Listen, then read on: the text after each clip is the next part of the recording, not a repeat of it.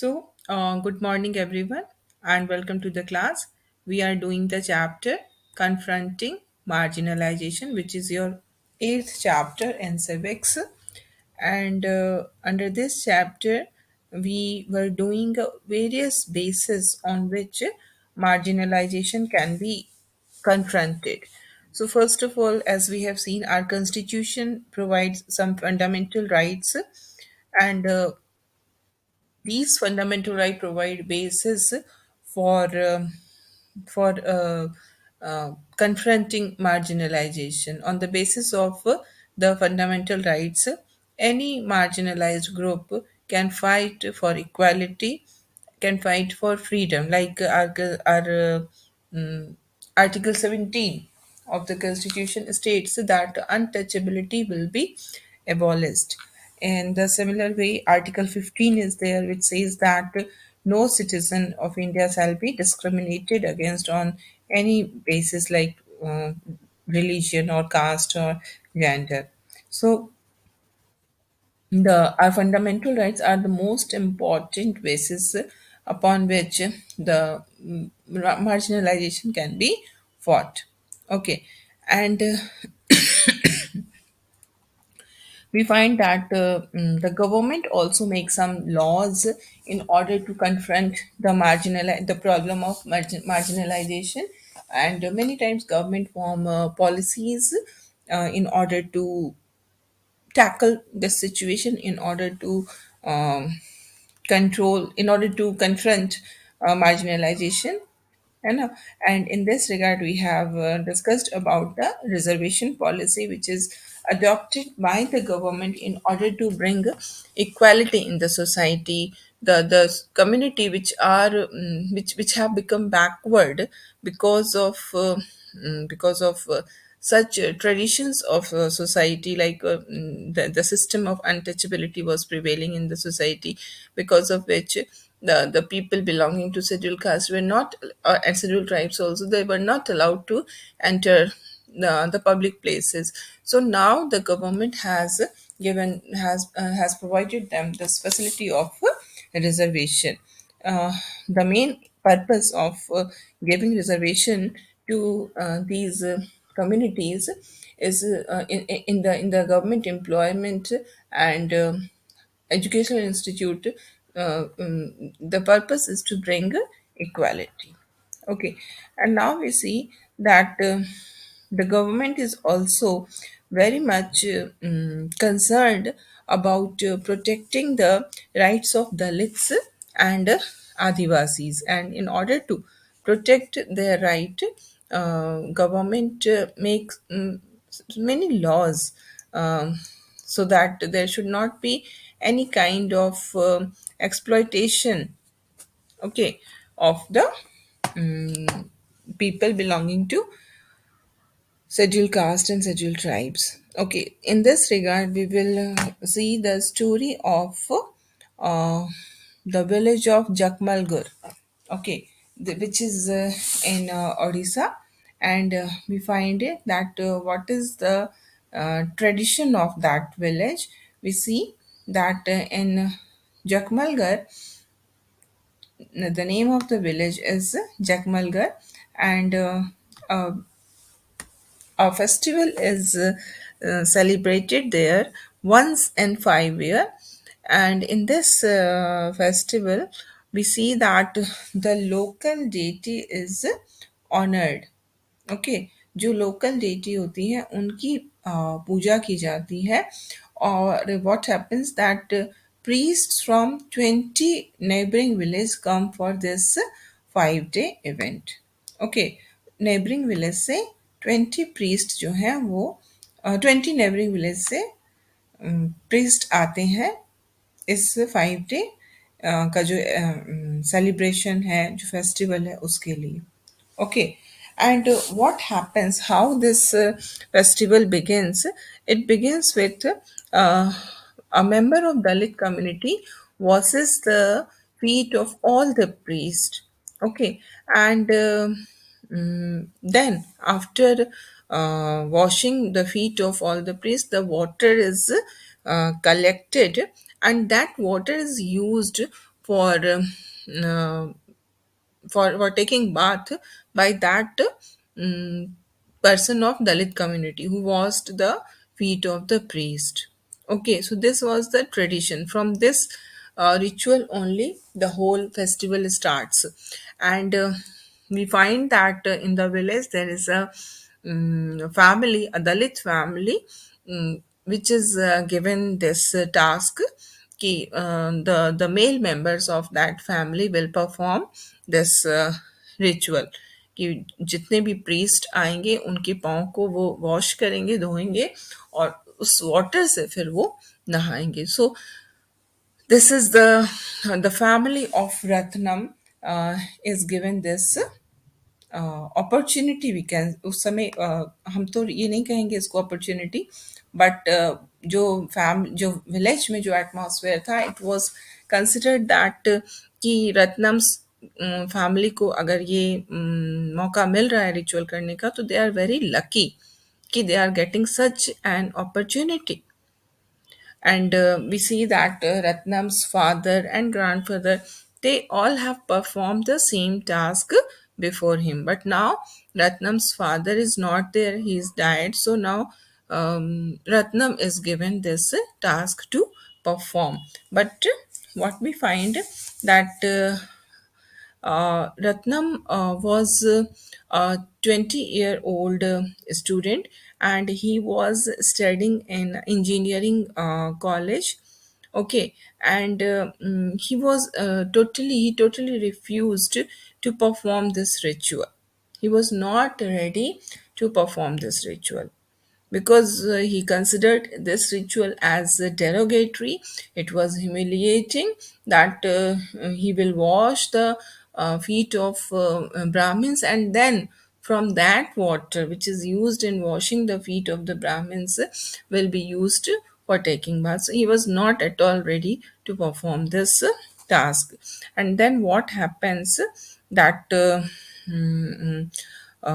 he when he refused to do this, the upper caste members of the family who were very dominant in the village, they became very angry with Ratnam. And the most surprising thing was that the families from his own community were also angry with Ratnam. Families from this Dalits, other Dalit families, some, not all, but some of the Dalit families were also against Ratnam. They were also not liking what Ratnam did. And the dominant castes, they were very much shocked that how a young boy had refused to do the ritual. They thought that Ratnam is has got education, and that is why he is thinking that he is equal, he is not inferior to the Brahmins. He is equal to the other people of the other upper caste people of the village. So these people were very much angry with Ratnam, and the people who belong to Dalits community, they were also not liking this act of Ratnam because they thought that actually what happens that the Dalit community in most of the villages, we find that the Dalit community is landless laborers. They don't own any piece of land. Mostly ऐसा ही है.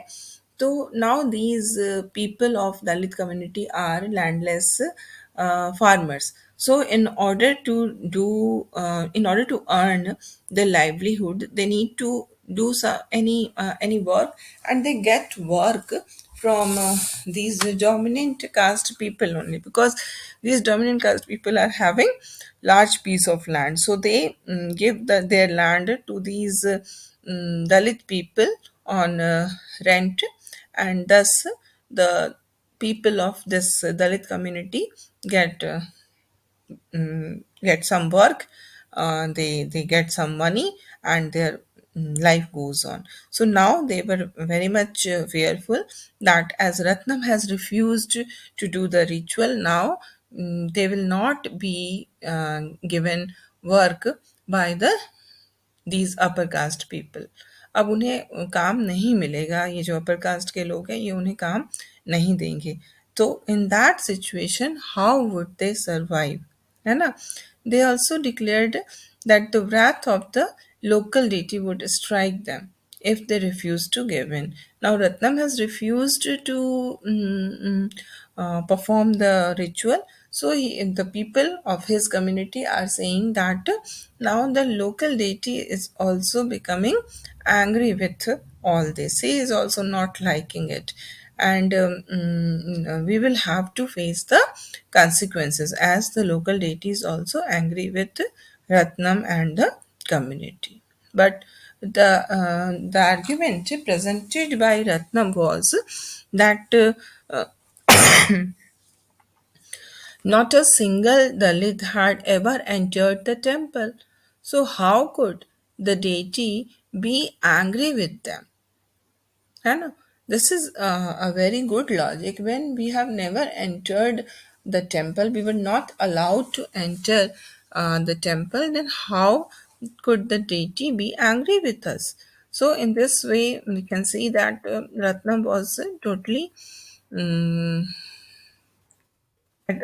he has refused and he was firm on his decisions.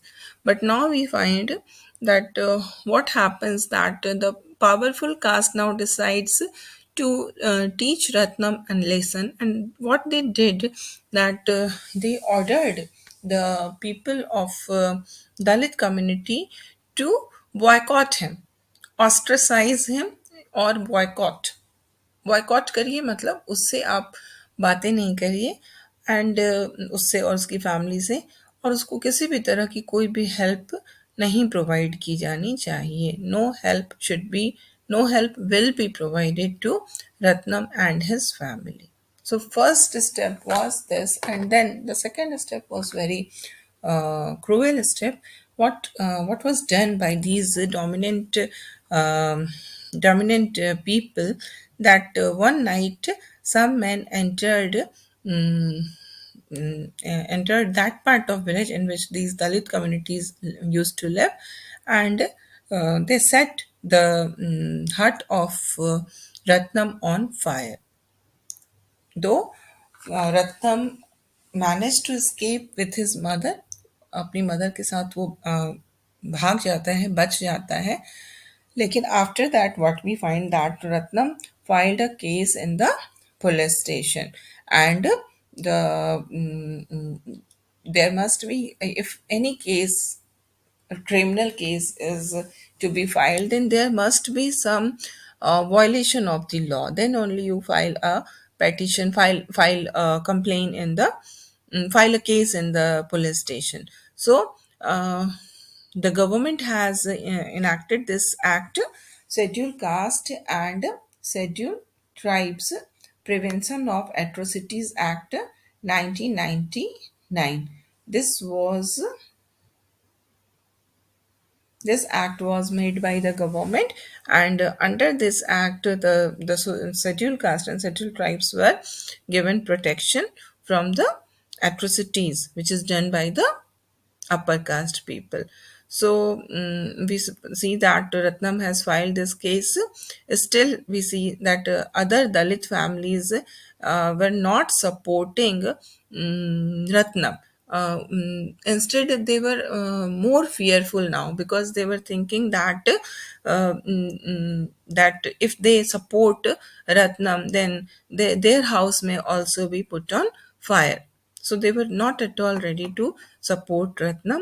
But we see that as Ratnam has filed a case in the local in the local police station, and now the media has also started covering this story. The journalist of local media started visiting the village, and the news, it became a news in the media. And now we see that what was the consequence. So we see that what was the consequence of this act of Ratnam. We see that the ritual which because of which this controversy arose, that ritual was called off, but at the same time it also happened that Ratnam and his family they were forced to move out of the village because the powerful and the dominant caste of the village, they were continuing to harass him. So that happened. So in this way we find that Ratnam, the story of Ratnam, presents in front of us the condition of the Dalits in a country where the constitution provides equality, right to equality, where the constitution provides that there will not be any kind of discrimination on the basis of caste. Still, this kind of situation was prevailing, and then Ratnam he took the support of this Scheduled Caste and Scheduled Tribes Act of 1989, so that because he wanted to protest against the domination and violence of powerful castes in his village. And what we find that this act was framed in the year 1989. There are some reasons behind it because we see that from 1970s there was the conflict between the upper caste and the lower caste in our country started to be violent from 1970s onwards. The reason behind it that during this period, in the decade of 1970, we find that the first generation of educated Dalit young people started to come out. So these young educated Dalit uh, were not ready to accept the humiliation. They were not ready to accept the inequality which was prevailing in the society, and they started asserting their power. They started asserting their right to equality. They started to say that they are equal to others. There should not be any kind of discrimination on the basis of caste.